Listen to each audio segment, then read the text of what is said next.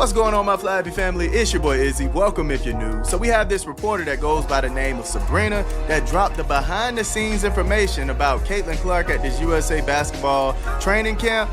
And the way that she's talking, Caitlin Clark made this team, fam. She made this. Literally. This is crazy. I'm under contract. I guess I plan on returning to the sky and continuing to talk to Tyler. No one saw this unfolding. Not the coaches, not the players, not even the cameras positioned around the gym. On the final day of Team USA camp, Caitlin Clark didn't simply arrive and blend in. She completely overturned the existing order. Before this moment grows even bigger, stay with the story, because what followed surprised everyone involved. Team USA camp was meant to be steady, structured, and strictly professional.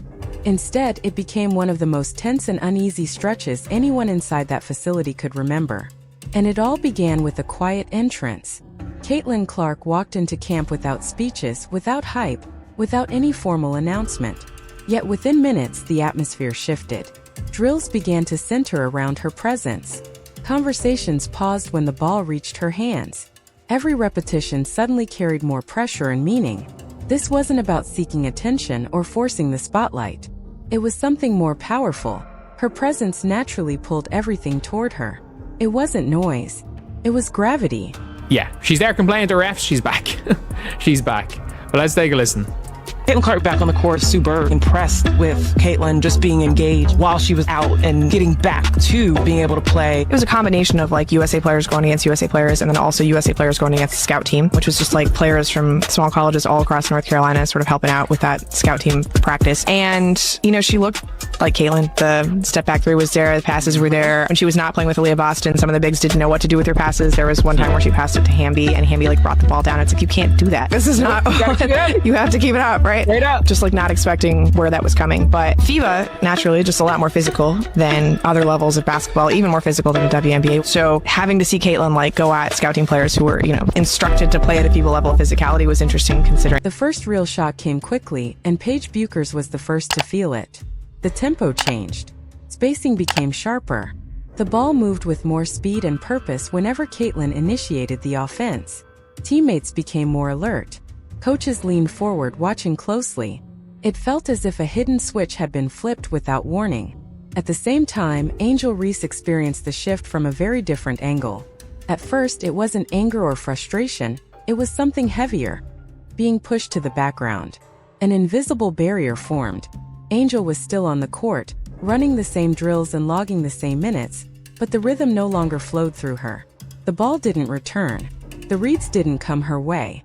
Momentum moved past her possession by possession. In every huddle, every breakdown, every quiet side conversation, Caitlin Clark became the focal point. Not because she demanded it, but because her impact made it unavoidable. Then came the scrimmage that changed everything. No cameras, no fans, just competition, pride, and the truth of the game revealing itself.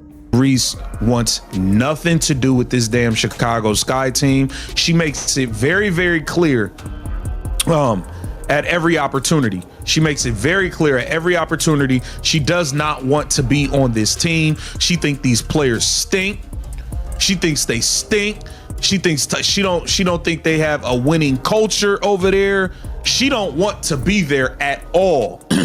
Caitlin took charge at the point, while Paige Bueckers spread the floor and kept defenders stretched wide. The ball flowed smoothly, almost mechanically, as if every pass and cut had already been rehearsed. Angel Reese tried to reassert herself, playing more physical, seeking extra contact, letting emotion rise, but the game refused to slow or adjust. Instead, it accelerated. Possession by possession, it became faster, cleaner, and more intelligent. Gradually, Angel slipped out of the natural rhythm of play, not benched, not removed, simply overtaken by tempo and decision-making. Then the realization set in. This was no longer about competition for minutes or touches. It was about structure and order. Caitlin wasn't trying to prove she belonged. She was demonstrating that the system functioned more effectively when everything ran through her. Coaches whispered to one another. Assistants quietly wrote notes. Angel could feel it clearly, the game was moving past her in real time. Anxiety followed. Frustration showed on her face. Body language shifted. energy faded.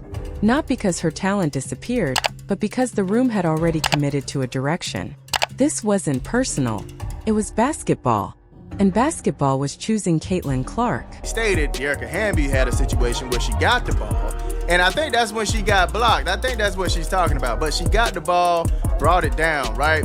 Caitlin Clark is going to put it right where you need it so you can get it and go up with it. That's another level of skill, another level of thinking, another level of I'm thinking 10 steps ahead, right? It's not only getting the ball to the player, it's getting the ball where the player needs it. That's another level of facilitating. That's why we say, man, Caitlin Clark is the top guard, man. All right, y'all start the conversation in the chat, but I'm just saying, Chelsea Gray is a very entertaining passer. All right, very entertaining. Sometimes her flashiness kind of make her throw the ball away and things of that nature, but Caitlin Clark knows how to get that thing in tough spots. All right, get it in tough spots and get her teammates open, get it to where the teammate can catch the ball and just pull it in a comfortable style. All that is a part of facilitating, man. All right, so I'm not too surprised that players couldn't necessarily handle it. I'm extremely impressed that she brought up they were playing FIBA physicality. The final day of camp arrived wrapped in an unsettling silence. Too calm, too sharp.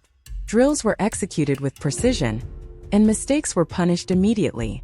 Caitlin controlled the floor like a seasoned veteran, calling sets, directing movement, and finishing plays with confidence. Angel barely touched the ball, not as a form of discipline, but as a reflection of reality. When the final whistle sounded, the outcome felt settled long before anyone spoke. Angel didn't wait for official announcements or private meetings. She stepped away. No outburst, no confrontation, just finished. The gym stood still. Coaches exchanged knowing looks. Players avoided eye contact because everyone understood what had just taken place. This wasn't simply one player leaving camp.